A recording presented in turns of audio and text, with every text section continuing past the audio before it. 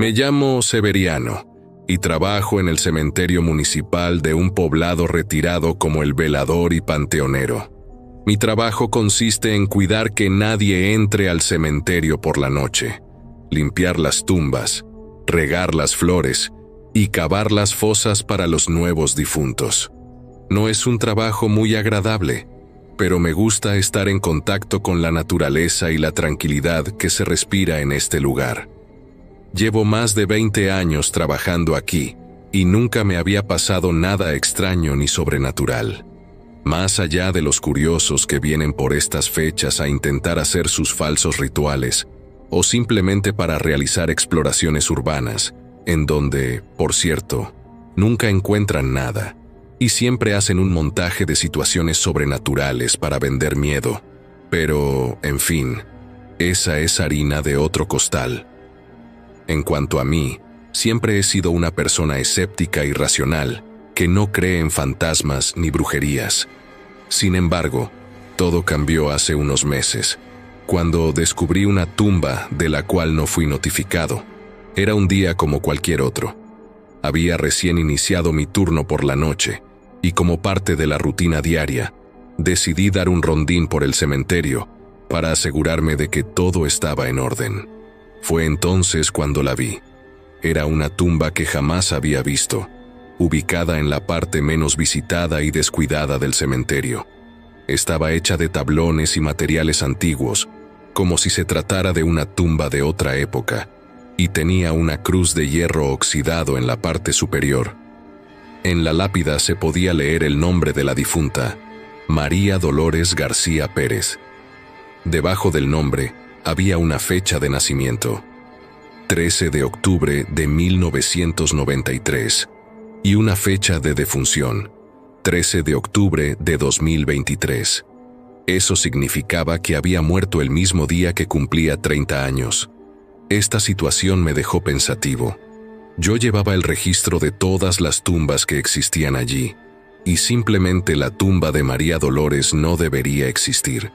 Pero, claro, lo primero que pensé es que a lo mejor era una tumba nueva, que al panteonero del otro turno se le había olvidado registrar en la bitácora. Pero todo esto aún tenía tintes raros, pues la tumba no se veía reciente. Pareciera como si hubiera estado allí desde siempre. Después de examinar la tumba con sumo cuidado, me quedé desconcertado. La tierra que la cubría no parecía haber sido removida de forma reciente, y en ese momento supe que algo no andaba bien. Caminé hacia mi garita, y no podía sacarme de la cabeza un montón de teorías acerca de lo que pudo haber ocurrido. Pero sinceramente, nada me convencía. Cuando llegué a mi caseta, tomé asiento, y como todas las noches, mientras cenaba una taza de café acompañado de un cigarrillo, me puse a buscar por redes sociales e internet algo que me diera un indicio acerca de quién era María Dolores García Pérez, pero no encontré nada al respecto. Las horas pasaron y poco a poco mi mente se ocupó en otras cosas, por lo que momentáneamente olvidé lo que había ocurrido con la tumba misteriosa. A las 2:50 de la mañana, mi dormitar se vio abruptamente interrumpido. Esto fue debido a un llanto lastimero, como una melodía de dolor que enseguida me contagió con su tristeza. Estas situaciones no eran ajenas al panteón, pues era muy común que muchos familiares, dentro de su duelo, vayan a altas horas de la noche a llorar y a despedirse de su ser querido. Era un sentir que siempre dolía, pero, bueno, son cosas de la vida. Al igual que en otras ocasiones, tomé mi lámpara y me fui hacia donde provenía el llanto, solamente para verificar que todo se encontrara en orden y dar mi apoyo en lo que fuera necesario en caso de que la persona lo requiriera. Pero esta vez todo fue diferente, y debo admitir que incluso yo, siendo una persona abiertamente no creyente, sentí miedo con lo que ocurrió. Se trataba de la misteriosa tumba. De allí provenían los llantos, y, junto a ella, había una mujer vestida de negro, con un velo que le cubría el rostro. Estaba arrodillada sobre el suelo y sollozaba con desconsuelo. Parecía estar rezando o hablando con la muerta. Me acerqué a ella con curiosidad y respeto. Pensé que tal vez era una familiar o una amiga de la difunta que había venido a despedirse de ella. «Buenas noches, señora», la saludé con voz suave. «¿Puedo ayudarla en algo?». La mujer levantó la cabeza y me miró con unos ojos negros y profundos que me helaron la sangre. Su rostro era pálido y delgado, con unas facciones finas y hermosas. Tenía el cabello negro y largo que le caía sobre los hombros. Era una mujer joven y bella, pero con una expresión de tristeza y dolor que me partió el alma. «No, gracias», me respondió con voz dulce y melancólica. «Solo quiero estar un rato con ella». «¿Con ella?», pregunté sin entender. «¿La conocía?». «Sí, era mi hermana», me dijo con una sonrisa forzada. «Tuvo la desdicha de morir el día de su cumpleaños. Lo siento mucho», le dije con sinceridad. «¿Qué le pasó?». «Fue un accidente», me explicó con voz entrecortada. «Iba conduciendo su coche por la carretera cuando un camión se le cruzó y la chocó. Murió en el acto». «Lo siento mucho», exclamé con horror. «¿Y no hubo ningún testigo ni responsable?». «No. El camión se dio a la fuga y nadie pudo identificarlo», me dijo con rabia. «Fue una injusticia». «Lo lamento mucho, señora», le repetí con compasión. «¿Y cómo se llama usted?». «Me llamo María Dolores», me dijo con una mirada extraña. Me quedé perplejo al escuchar su nombre. Era el mismo que el de la difunta. ¿Cómo era posible? ¿Serían gemelas? ¿O tendrían el mismo nombre por casualidad? «¿María Dolores?», repetí con incredulidad. «¿Como su hermana?». «Sí, como mi hermana», me confirmó con una sonrisa triste. «Mis padres nos pusieron el mismo nombre porque nacimos el mismo día. Éramos gemelas idénticas». Me quedé sin palabras al oír su explicación. Era una coincidencia muy extraña y macabra. 2 hermanas gemelas que se llamaban igual y que habían nacido el mismo día. Era como una maldición. «Qué curioso», murmuré sin saber qué decir. «Sí, muy curioso», me dijo ella con una voz que me pareció sarcástica. «Pero así es la vida. A veces te da sorpresas y a veces te las quita». Me quedé mirándola con una mezcla de asombro y pena. No sabía qué más decirle ni cómo consolarla. Me pareció que era una mujer muy sola y desgraciada, que había perdido a su única compañera en el mundo. «Bueno, señora, yo ya me voy», le dije al fin, tratando de despedirme. «Si necesita algo, me puede llamar. Estoy aquí todos los días». «Gracias, Severiano», me dijo ella, llamándome por mi nombre. Me sorprendí al oír que sabía mi nombre. Yo no se lo había dicho ni llevaba ninguna identificación. ¿Cómo lo sabía? ¿Cómo sabe mi nombre?, le pregunté con curiosidad.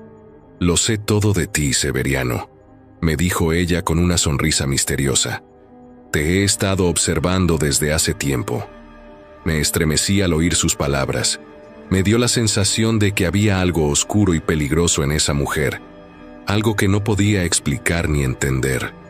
Sentí un escalofrío recorrer mi espalda y un sudor frío empapar mi frente. «¿Qué quiere decir?», le pregunté con nerviosismo. «Nada, nada», me dijo ella con una risa suave. «Solo es una broma. No te preocupes, Severiano, no te haré ningún daño». Me miró con unos ojos que me hipnotizaron y me atrajeron hacia ella. Sentí una extraña fascinación por esa mujer que me pareció la más bella y la más terrible que había visto en mi vida. «Adiós, Severiano», me dijo ella con una voz seductora. «Nos volveremos a ver pronto y por favor, no le digas a nadie ni cuestiones nada sobre esta tumba». Y dicho esto, se levantó y se alejó de la tumba, dejándome solo y confundido. Ese fue el primer encuentro que tuve con María Dolores, la chica del panteón. Sinceramente, quedé hipnotizado por la belleza de esa mujer, y muy fiel a sus palabras, decidí no decir nada a nadie, con la única esperanza de que algún día pudiera verla de nueva cuenta. Pasaron las semanas y, a diario, daba mis rondines, siempre esperando encontrarme con la misteriosa mujer. pero al parecer había superado su duelo, o al menos se había resignado. Así como yo también me resigné y me imaginé que nunca más volvería a verla. Sin embargo, esto no fue como pensé. Una noche fría en la que el viento soplaba más fuerte de lo común, estaba en mi garita. Después de haber leído un libro de Lovecraft, me dispuse a tomarme una siesta, razón por la cual programé mi alarma y cerré los ojos. Desconociendo el tiempo que había pasado, escuché unos gritos masculinos provenir del cementerio.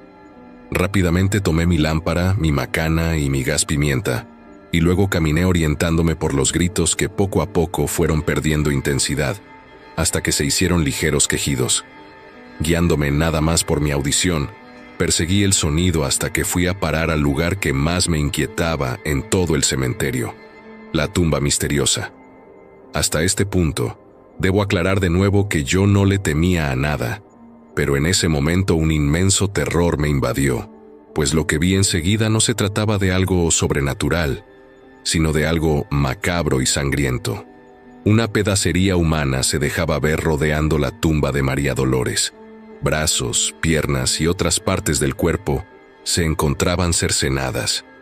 Lo primero que pensé es que fue obra del narco, pues en mis momentos de ocio había visto videos muy fuertes de cómo los sicarios ejecutaban a sus rivales, pero también se me hizo muy extraño que esta escena apareciera justamente alrededor de la tumba de la chica. No dudé mucho acerca de lo que debería hacer, y a toda prisa me fui hacia mi caseta.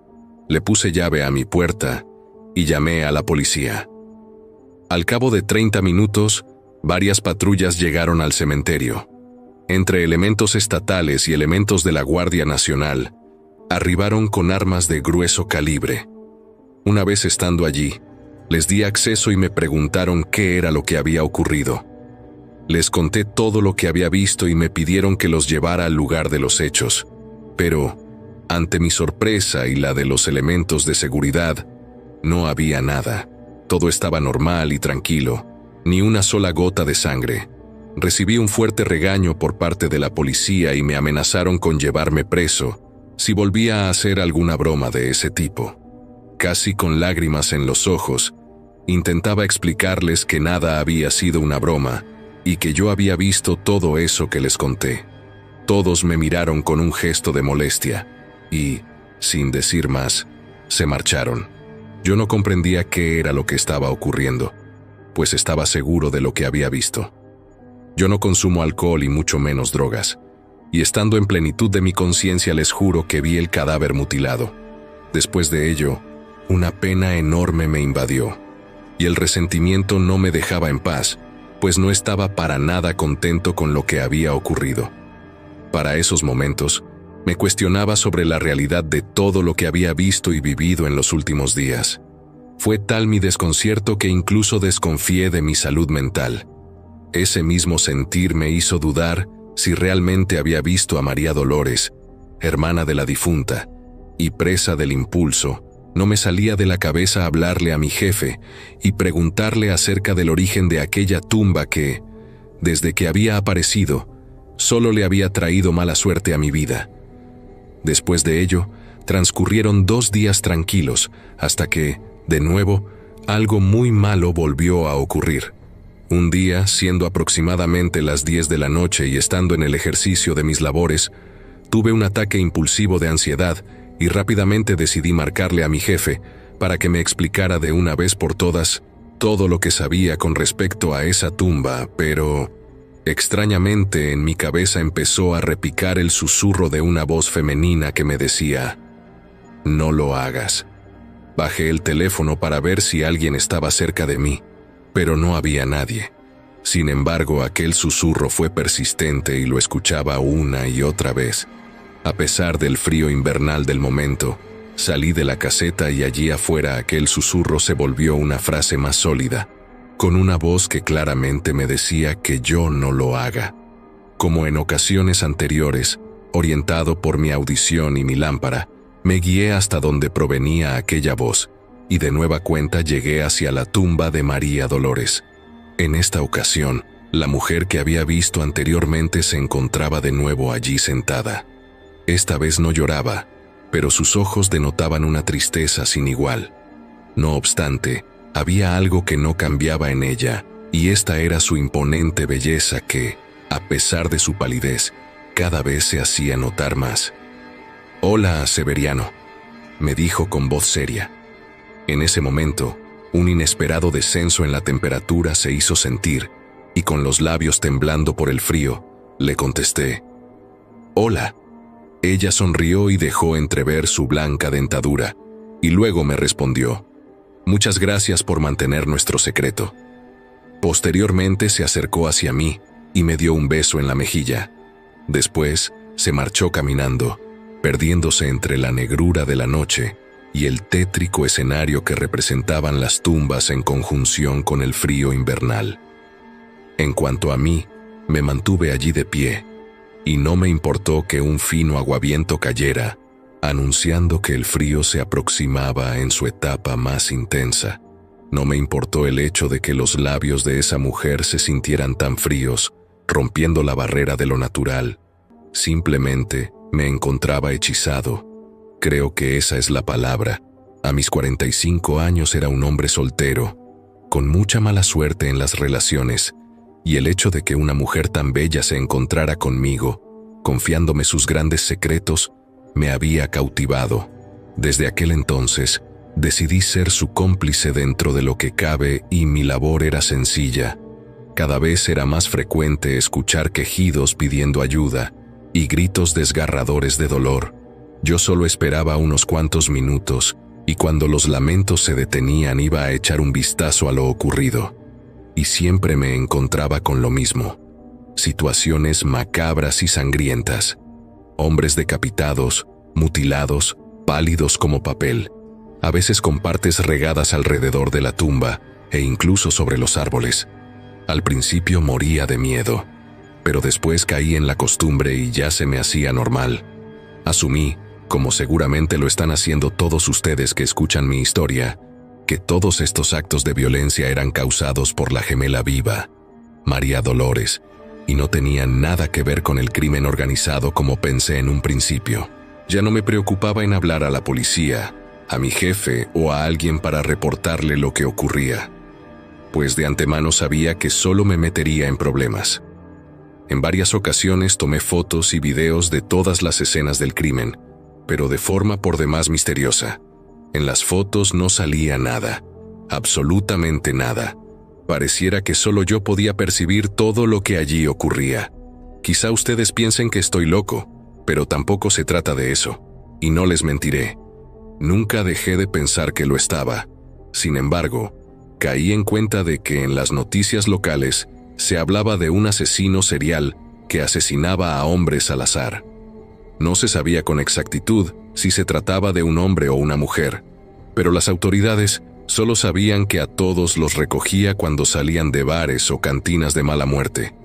En muchas ocasiones presentaron fotografías o retratos hablados de las víctimas, y también muchas veces pude identificarlos con rasgos específicos que siempre miré en los cadáveres, aun cuando estos, en la mayoría de las veces, se encontraban mutilados.